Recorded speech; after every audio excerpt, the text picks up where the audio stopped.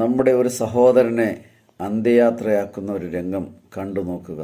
അതിഥികളായൊരു മുൻകർ നകീറിനെ അദബിൽ സൽക്കരിക്കണം. അതിരി എന്നു പറഞ്ഞ് ജവാബ് കൊടുക്കണം.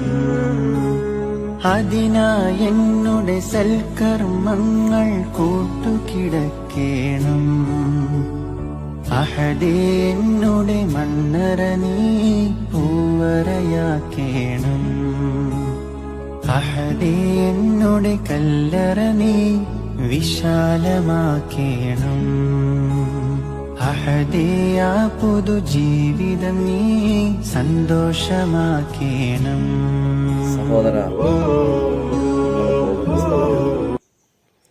അള്ളാഹുവിൻ്റെ ഇഷ്ടപ്പെട്ട ദാസന്മാരുടെ അടുത്തേക്കാണ്.